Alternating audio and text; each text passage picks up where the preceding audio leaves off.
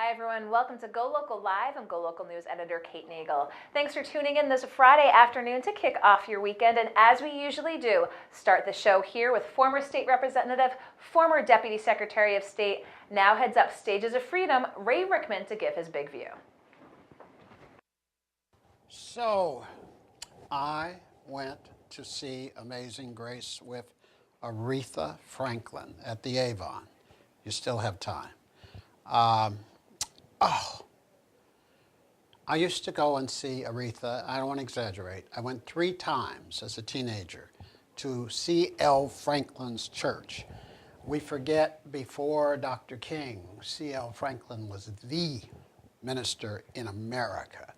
I know we think Adam Clayton Powell Sr. was the black minister in America, but it was C.L. Franklin. And he used to travel up and down to the South. It was just unbelievable watching Aretha as a 22 or 3-year-old. I was a kid again last night at the Avon.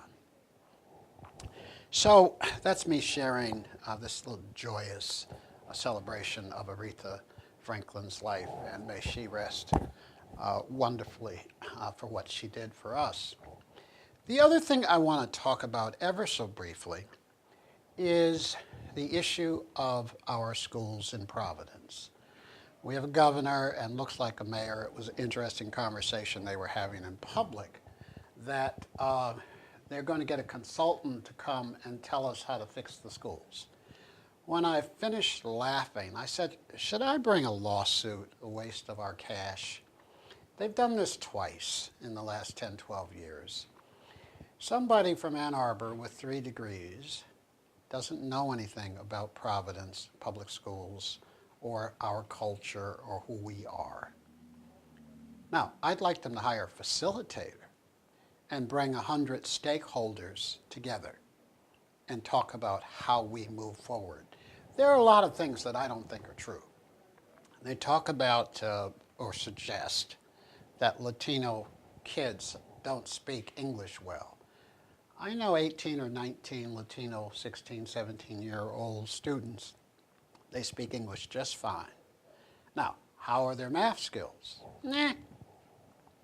There are a lot of issues on this table, and I'm worried that we're going to find one and think it's going to fix the problem. I tell people all the time, I think there are 100 ways to fix this system. And how many of them can we balance at the same time? Let me give you an example. Parents-teachers night.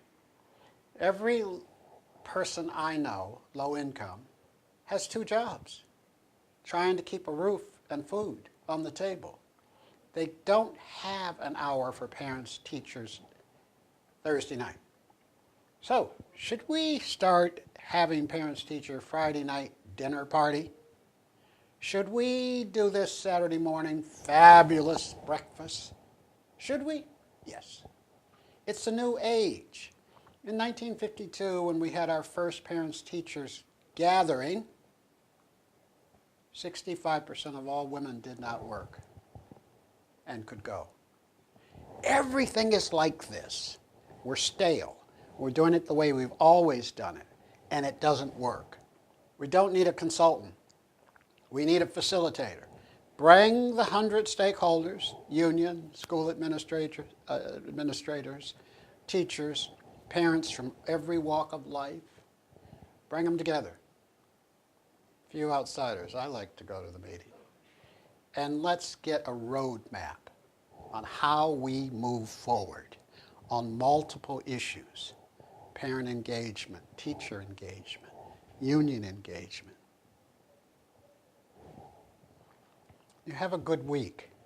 And if you have nothing better to do in the next couple days, or you want something wonderful to do, go and see Amazing Grace with the great late Aretha Franklin.